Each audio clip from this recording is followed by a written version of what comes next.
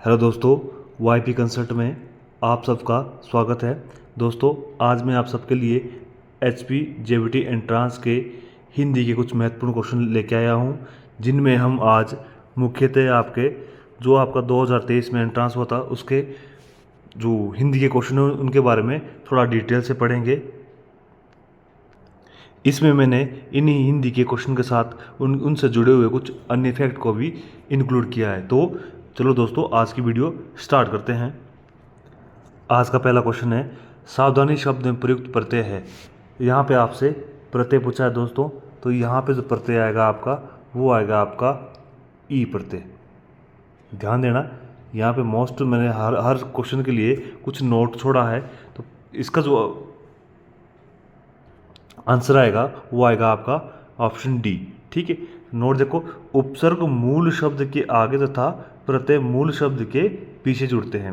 ये जो उपसर्ग और प्रत्यय होते हैं ना, उपसर्ग और प्रत्यय, ये जो मूल शब्द होता है आपका, जो आप पहले से बोल रहे हैं उसके साथ आगे जुड़ के या पीछे जुड़ के अपना अर्थ देते हैं।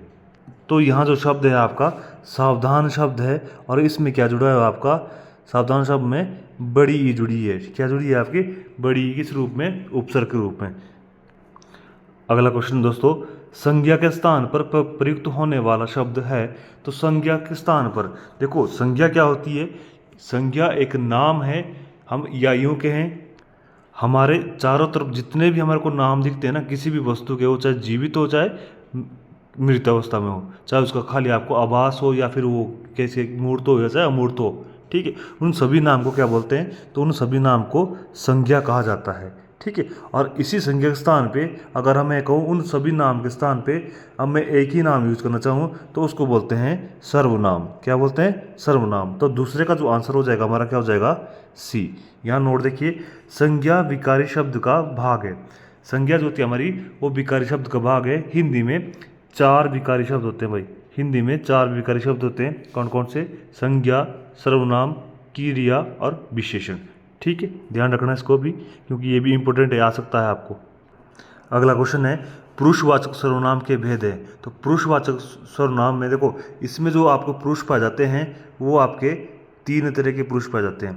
ठीक है, कितने तरह के पुरुष पाए जाते हैं, 3 तरह के। इसमें उत्तम पुरुष, मध्यम पुरुष और अन्य पुरुष होते हैं। ध्यान देना बच्चों, तो इसका जो ऑप्शन होगा वो होगा आपका ऑप्शन सी। नोट है, हिंदी में मूलतः सर्वनाम कितने हैं, सर्वनाम आपके 11 प्रकार है। प्रकार कितने हैं, 11। ठीक है, मैं, तू, आप, यह, वो है, जो, सो, कौन, क्या, कोई, कुछ, ये सारे आपके क्या है, सर्वनाम के प्रकार। ठीक है, यदि हम प्रयोग की दृष्टि से देखते हैं तो सर्वनाम के 6 प्रकार होते हैं। कितने होते हैं, 6 प्रकार। ध्यान रखना, सर्वनाम के कितने प्रकार होते हैं, 6 प्रकार, और अन्य कितने होते हैं, 11। इसमें अगर भेद पूछेगा तो 6 लगाना है, प्रकार पूछेगा तो 11 लगाना है आपने। चौथा क्वेश्चन है, हाथी पानी पीता है, वाक्य में क्रिया के भेद हैं।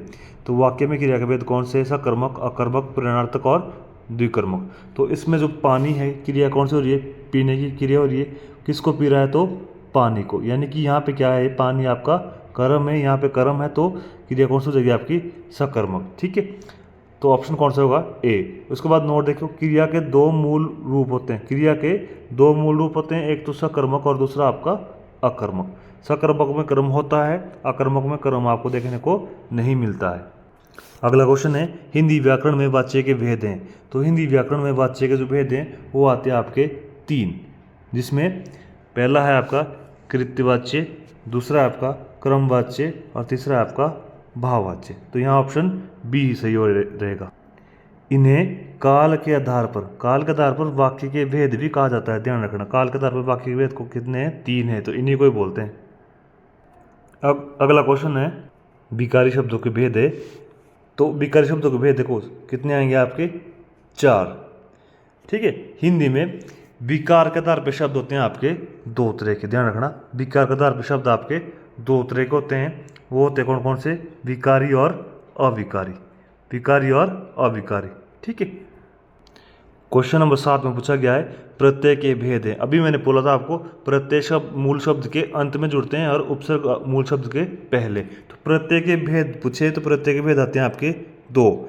इन दो भेद में ध्यान रखना, पहला आता है आपका कृत्य प्रत्यय, दूसरा आता है आपका तदित प्रत्यय। तो यहाँ ऑप्शन कौन सा हो जाएगा आपका ए।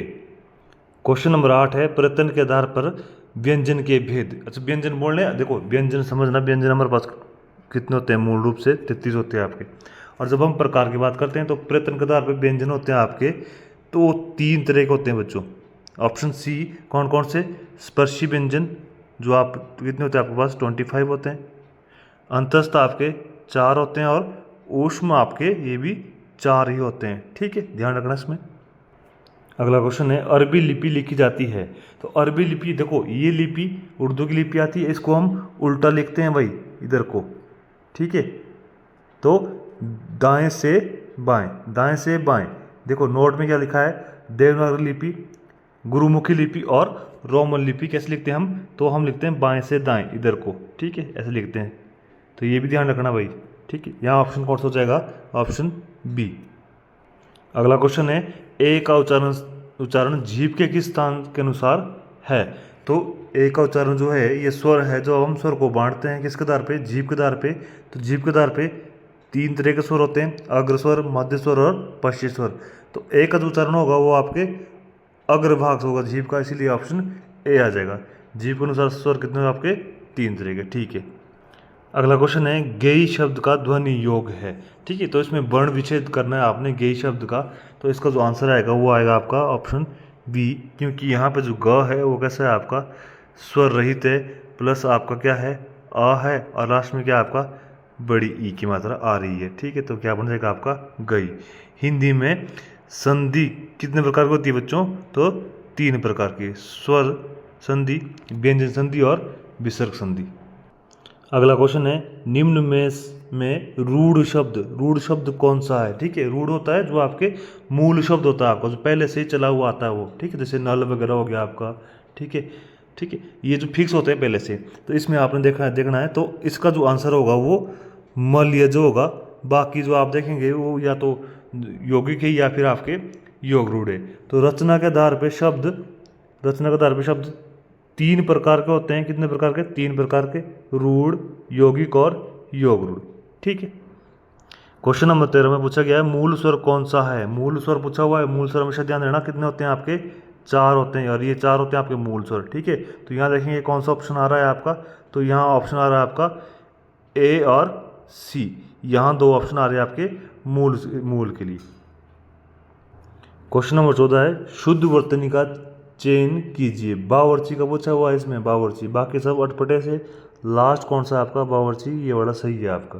ठीक है, क्वेश्चन नंबर 15 है, तो इसमें पूछा गया व का उच्चारण स्थान। व का उच्चारण स्थान देखो क्या आता है, तो व का उच्चारण स्थान आता है आपका दंतोष्ठ। ठीक है, हिंदी में उच्चारण स्थान की कुल संख्या कितनी है आपके, तो 10। ये ध्यान रखना, कुल कितने हैं आपके 10।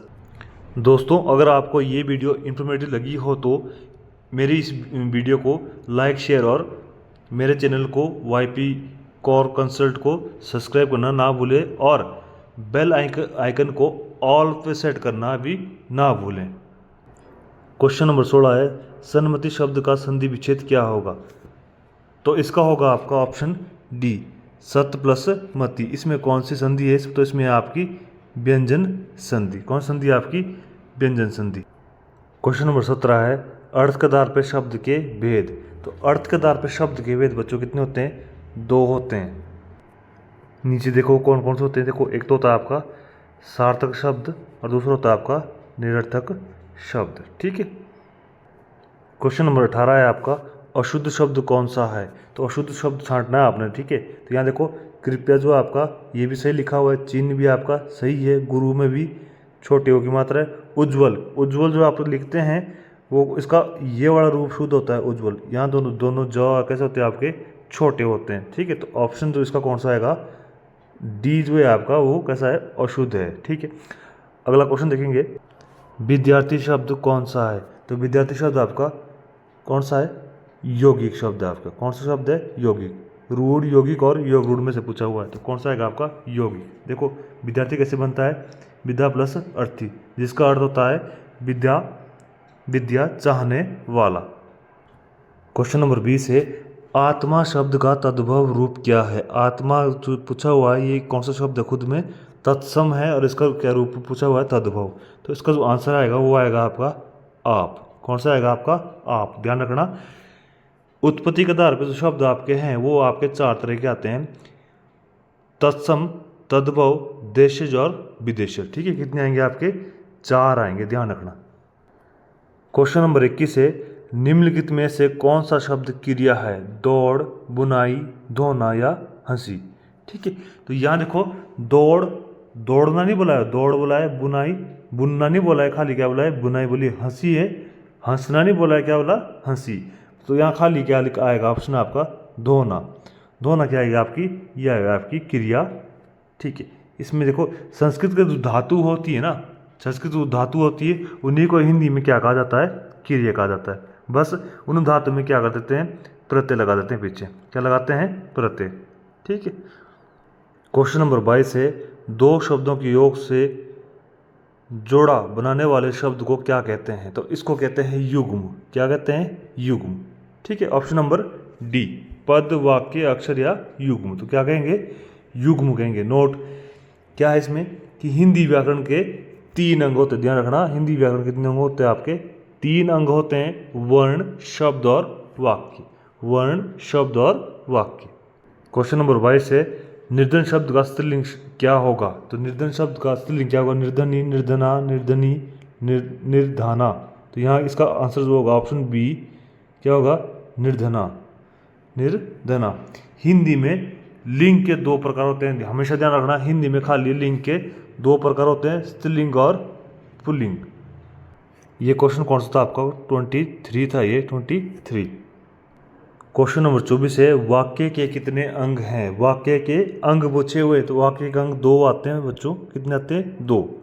ठीक है, कौन सा ऑप्शन है आपका, सी। देखो वाक्य के 2 अंग कौन कौन से, उद्देश्य और विधेय। ठीक है, कई बार इनसे भी पूछ लेते हैं, इनके 4 ऑप्शन दे देंगे और उनमें उद्देश्य और विधेय दिया होगा। ठीक है, तो आपने इन 2 में से एक लगाना है। ठीक है, मतलब कि 2 में से एक ही दिया होगा। ठीक है ना। क्वेश्चन नंबर 25 है कारक के कितने प्रकार हैं। तो कारक के कितने प्रकार आते हैं, 5, 6, 7 या 8। ठीक है, तो कारक जो आपके हैं, कारक के 8 प्रकार आते हैं और 8 ही इनकी क्या आती है, विभक्ति। ठीक है, कर्ता आपका जैसे कर्ता है तो ये क्या है आपका कारक का प्रकार है। कर्ता की जो विभक्ति आती है ने, वो अलग आती है। ठीक है, 8 विभक्ति, 8 कारक। नोट क्या है इसमें, कारक के 8 प्रकार होते हैं, कर्ता, कर्म, करण, संप्रदान, आपादान, संबंध, अधिकरण और संबोधन। ठीक है दोस्तों, अगर आपको मेरी वीडियो अच्छी लगी हो तो प्लीज़ इसको लाइक करें और इस वीडियो को उन तक पहुंचाएं जिनके लिए ये बहुत ही कैसे हो सकती है आपकी इन्फॉर्मेटिव, यानी कि लाभदायक हो सकती है। ठीक है, तो उन तक जरूर पहुंचाएं और लाइक शेयर करना ना भूलें। और आपको अगली वीडियो किस पर चाहिए तो वो आप कमेंट सेक्शन में लिखें। अब अपनी राय वगैरह सारा जो आपके मन में आता है वो प्लीज़ कमेंट में लिखें।